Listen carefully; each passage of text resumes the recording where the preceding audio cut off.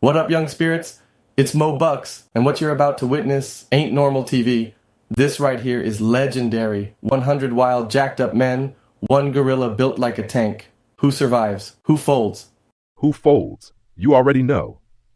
Welcome to Must See TV. It all started with a rumor. Somebody on TikTok said if you beat a silverback gorilla in a fair one, you win $100,000. That's all it took. 100 men signed up. Boxers, wrestlers, CrossFit kings, prison muscle, street toughs, even a few delusional dudes with podcast mics still clipped to their tank tops. No weapons, just fists, testosterone, and vibes. They arrived deep in the jungle, shirtless and oiled up like they were filming a protein powder commercial. Some had torches for dramatic effect, despite it being broad daylight. A few were shadowboxing with trees. The confidence was sky high. The mission? Take down one silverback gorilla. But what they didn't know was the gorillas had been watching.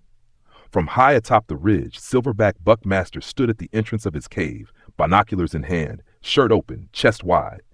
Behind him, his wife stirred a pot of fruit stew over a fire made of mango branches. Baby gorillas chased each other around the stump table, giggling and tossing banana peels. One slipped and knocked over a stack of painted rocks. Ancient cave drawings of buffalo and celestial animals lined the walls behind them.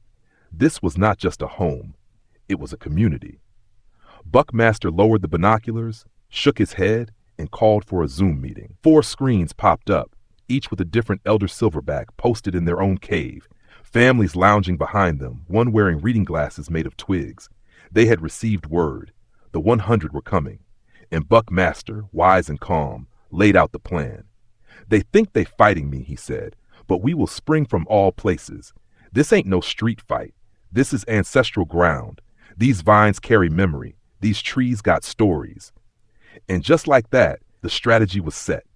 The gorillas would not meet the men in rage. They would meet them in intelligence. As the 100 marched through the jungle, a wide screen inside the gorilla cave showed a live feed of them walking, some flexing, some rapping, one guy eating beef jerky. Meanwhile, inside the caves, wives seasoned the stew. The kids braided vines.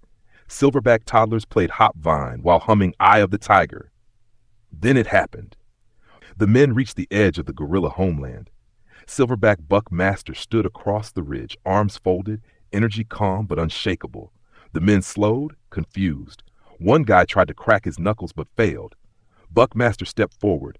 "Why y'all f***ing with me and my family? We ain't done nothing to y'all." One of the fighters stepped up. "We came to beat your ass for $100,000. Buckmaster blinked slowly. "So y'all doing this for money? That's your reason? What if we showed up to fight your wives while they were cooking dinner? Huh? What if we pulled up to your grandma's backyard barbecue with boxing gloves on and told her she was next?" Another man said, "No hard feelings, bro. We just really need the money. We gotta beat your ass." Buckmaster sighed and cracked his neck. "You could be teaching your sons how to be men. You could be planting gardens. You could be learning to sit still long enough to hear your own soul. But instead you picked a fight with nature. And now nature gon' speak." Then came the battle. It was chaos. Men flew. Torches hit trees. One man got uppercutted so hard he landed in a mango tree and never came down.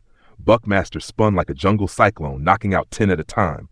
The other silverbacks emerged from the trees, leaping like shadows and slamming bodies with peaceful efficiency. It wasn't war. It was choreography with purpose. No rage, just defense. By the end, only one was left standing. Silverback Buck Master, breathing steady, surrounded by fallen ambition. He looked at the last few conscious men and didn't say, I told you so. He just spoke truth. We ain't just beasts. We are a reflection of God. We move with purpose.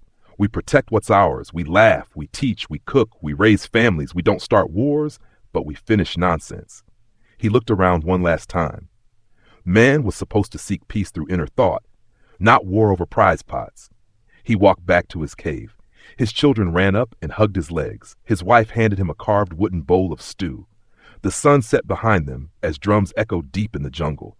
And in that moment, the real strength revealed itself, not in punches, but in presence. Moe Bucks Must See TV, where wisdom throws hands, but only when it has to.